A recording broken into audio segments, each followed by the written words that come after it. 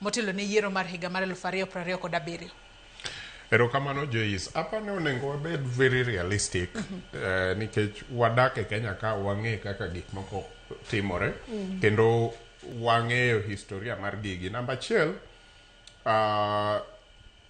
group mano register Linda Party ne osekuongo ne jogi e ng'wech nikech process mar registering party nyaka ikuong idhi tim search mar name ma i-reserve search name miyudo.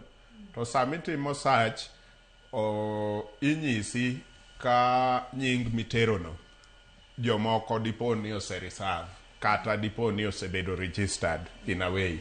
So kadi ne bed ni group cha ne ok gikuongo ne dine gidhi timo search ka gidwa reserve name to giyudo ka oganda ma wacho Linda Mwananchi no se reserve ma no se kata no se register omiyo dine ok omigi. The fact ni jogi odhi nyime mo register mondo register party the shortest time muda machuok mogik minyalo dwaro en dweche 9 ka in gi resources mobedo mos. Dweche 9 e muda matin mogik minyalo dwaro. To kineno ka party osebedo registered ma register of political parties osechiwo tiko, nyiso ni jogo oagi gino chien more than a year. Koro onge, mano is the reality. Koro gimwachak wa discuss ka maduong' onge en mana ni Linda Mwananchi feel ni giseketo a lot of effort e popularizing nying mar Linda no, koro gidwano dhi. But the easiest way en mana negotiate gi joka mondo omigi kata ka gichulore to gichulre. But kiduogo koni, but there are other realities masamoro ji mang'eny ok dwa wuoye because of politics. The truth is, group ni te ne ok ochako Linda Mwananchi as a party. Kendo ne gionge gi paro mar Linda Mwananchi mondo bed political party. Mano was not their idea. Nikech ne gichako kaka Kenya Moja, mano tingo Gadhoni wa Mushomba, Kaleba Misi gi group ni te, kaka giwuok e mano ma ka ODM yuarruok moro chako wuoke. To ODM owacho ni koro gidwa dhi e ground to gi dub their campaign Linda ground.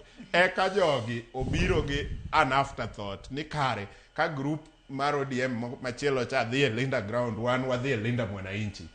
Gin bende giwuok gi dub campaign gi ni Linda Mwananchi bang' ka ODM osewuok dhi e campaign mar Linda ground. So nyiso ratiro ni ne ok gin ready for anything, ne ok gin jok manobedo piny moparo niya wadwa register gima kama. E sechego adieri mantie ma ging'eyo kama gintie kata sani ni ne pod gi fight mondo gikaw ODM, gibed gi hostile takeover mar ODM, gipogi ma ng'ani obed chairman, ng'acha obed party leader, ng'ani obed ang'o. Ne gionge gi paro mar ni wadwaro chama moro.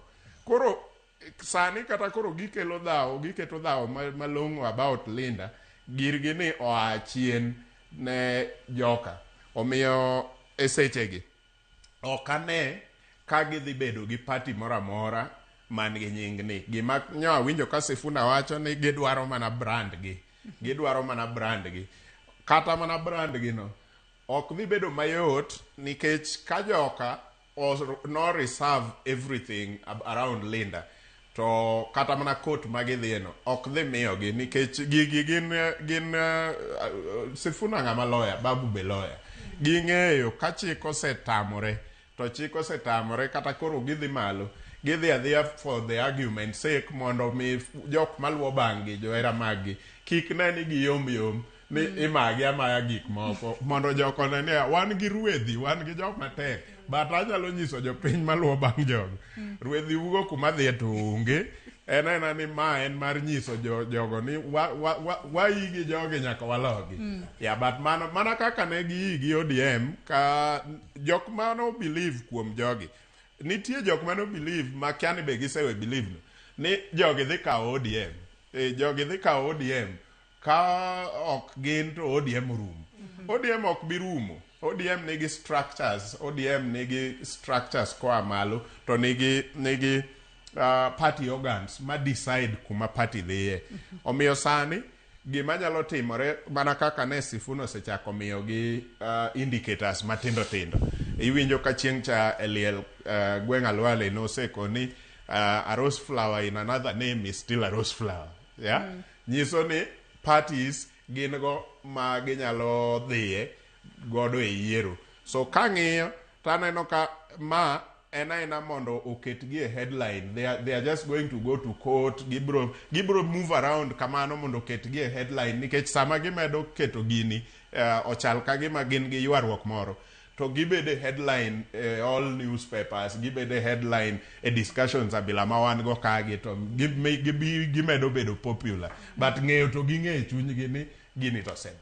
Dina ng'adi kapok itieko point ni moro ne mwadhi mbele kod twak marwa. Onyalo wacho ni ber mar bedo